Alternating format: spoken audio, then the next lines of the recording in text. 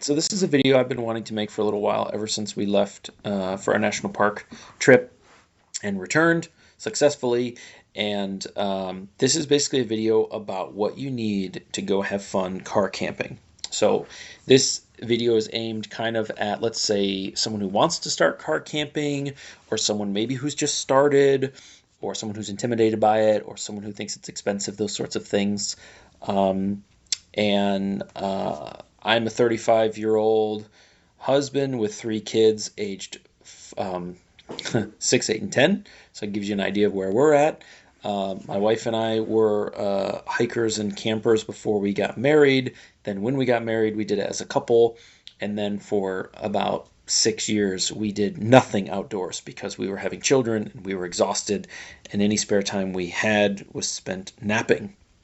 So about 2 years ago, when my children were 4, 6, and 8, or maybe just a little before that, we started, dabbling with the outdoors again.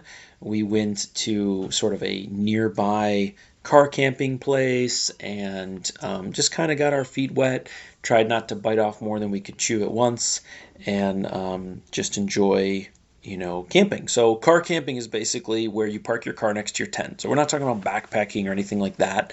And what I really want to show is that it doesn't have to be expensive to try it out. And so let's say the ideal audience member for this video would be, husband and wife with some kids who want a car camp and haven't before and aren't really sure where to start and are a little intimidated by it. So I've been in the outdoors for almost 20 years. I've backpacked in Alaska. I've taken my family to 27 national parks and spent basically 50 consecutive nights with them in a tent. So that's kind of my resume. If you are wondering if I know what I'm talking about, I guess you'll figure that out in the video. But yeah, this is basically a packing list of what we brought on our national park trip. And basically what I am designing this video is like, if all of my stuff burned up one night or it got lost, what would I do to get back on the road and start camping? So I am a huge fan of buying things used. Buying things used is a very economical way to get into a new hobby. After the second or third use, you and no one else will really even know it was purchased used, because even if you bought it new, it's going to be used because you used it. It's often very nice to buy something that already has some scratches and dents so that when you scratch or dent it, or your kids do, you don't fly off the handle. But you just sort of say like, well, that's the 12th scratch or the 20th scratch or whatever. So what I would do, I have a family of 5, so a 6-man tent is a good choice for us. It gives us a little bit of extra leeway. And what I would do is I would go on eBay and I would type in tent and I would hit 6-person and I would consider these brands. Yeah, there may be more to some consider, but I know all of these brands. I've owned products from all of these companies, and I know that they are either high quality or good enough quality for me. In fact, I used to own this tent for many years. I bought it off eBay, used, and it was great. And I paid about this for it. So I would jump on eBay and I would buy this tent. It's great. And there are many others to choose. So this isn't the only one. And if you're wondering like how to scope out brands, one way that I do it is just go to a retailer that you trust, like REI, and see what brands they sell. Most of the time, if they sell it, it's going to be pretty good because they don't sell junk. And so that's not exactly how I came up with this list, but it's a good strategy if you disagree with the brands that I'm suggesting, or if you're getting into a different hobby altogether. So yeah, drop $150 or $150 in shipping, or give them a best offer and get yourself a 6-man tent from REI. They're great. Next, you're going to need some sleeping bags. So I would go to eBay, put in sleeping bag, put in a 20-degree Fahrenheit rating, and that's general. I mean, obviously, I have no idea where you live. I have no idea the climates you're in, but generally a 20-degree bag is a really good starting point for a wide variety of uses. You can always, with car camping, bring a few blankets from the house if you're concerned. Here are some good brands. I'm sure there's a couple more, but I've owned stuff from pretty much all of these guys, and some of these bags are youth for kids. But basically, there are plenty of good options. Mummy style bags, yeah, distressed packaging, boohoo, 73 bucks. So get yourself a couple bags, and it's not so expensive. Camping mattress. Okay, this is something that's like pretty. This is like a wide variety of what you're looking for. I mean, you can buy one of these individual little inflatable air mattresses that are an inch thick, and you'll probably be really uncomfortable. You can buy a thicker one. I own a 6-inch thick REI Kingdom mattress that I got at their garage sale. I've bought almost all my outdoor equipment at garage sales, the REI garage sale. You can Google that if you don't know what it is.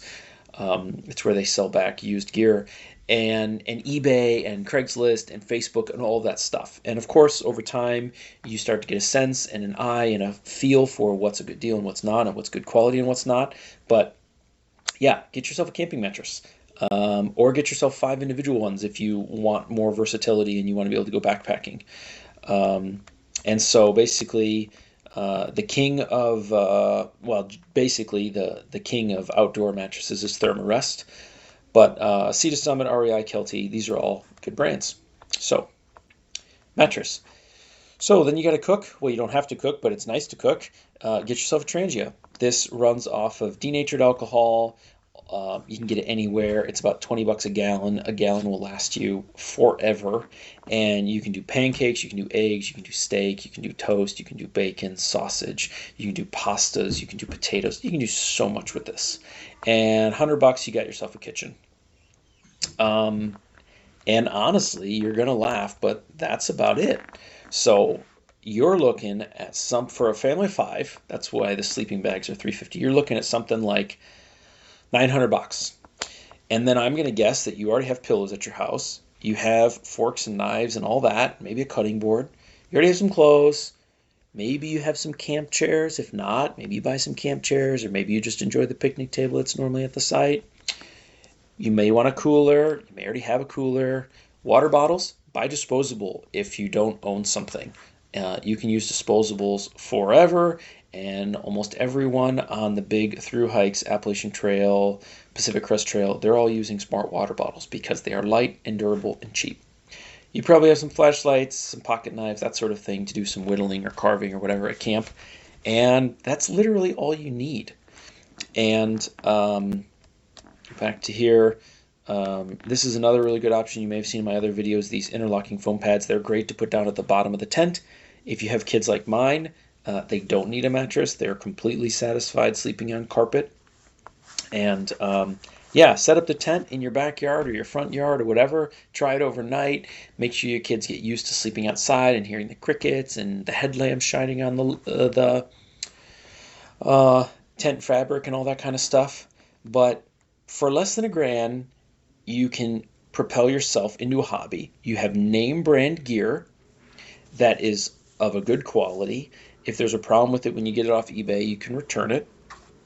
And at the end of the day, if you hate it and your family hates it, you can resell this stuff on Facebook Marketplace and basically get all of your money back, because no one knows that you bought it used and then used it once and am selling it used. It's just a used item.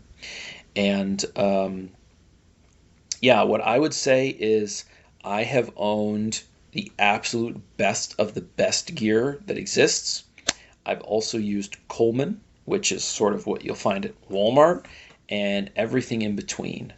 And I will say this, the quality of the gear can influence and improve your experience, but it really won't make or break it. If you like trees and waterfalls and animals and rivers and lakes and creeks and all of that stuff, you're going to enjoy that whether you have a cheap tent or a high quality tent. If you enjoy sitting around the campfire at night doing hot dogs and s'mores and giggling with your kids and whatever else is, that's not going to make a difference if you have a $200 camp chair or a $20 camp chair. And if it is going to make a difference to you, then go out and buy that chair after you've done this 3 or 4 or 5 times and find out that you like it and your kids like it. And upgrade your gear, give your old gear to someone else who's trying to get into it, another family, that kind of thing. But it does not have to be expensive. And I'll leave you with this one uh, last idea, and I meant to pull up this picture before I did it, but I'll talk as I do it. When my wife and I were getting ready to go to the Boundary Waters in basically northern Minnesota, um, we were watching some videos on how to prepare for that. And one of the things one of the things that the guy said, which I really appreciated, is he said, places like REI are teaching the American consumer that if you don't have a $35 pair of wool socks, that you shouldn't go into the back country because cotton kills and your life isn't worth it. And he said, the problem with that is people are afraid to go out into the backcountry in tennis shoes or jeans or something like that. And he's right.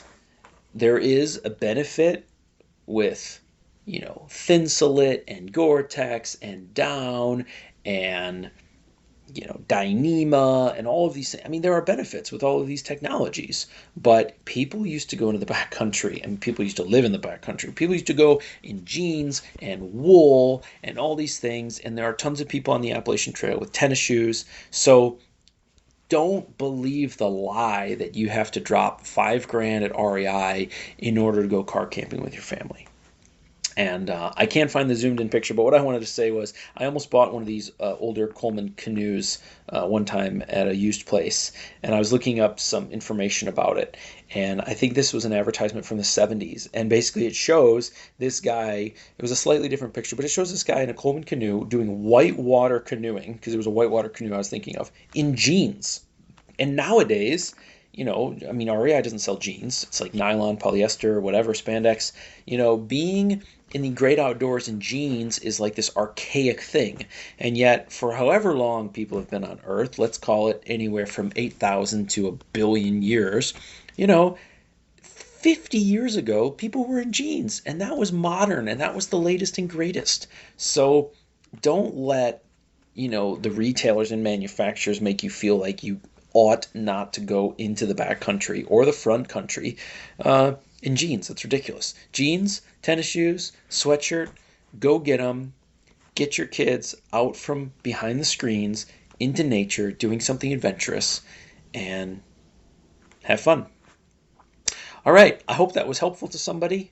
If not, I'm sorry. YouTube is full of really interesting content, so I hope you go and find something better than this video. But for those that it did help, I'm glad, and I hope it gets you and your family out in nature. And I would strongly recommend trying to visit your local national park or state park and see what they have to offer. All right, folks, take care.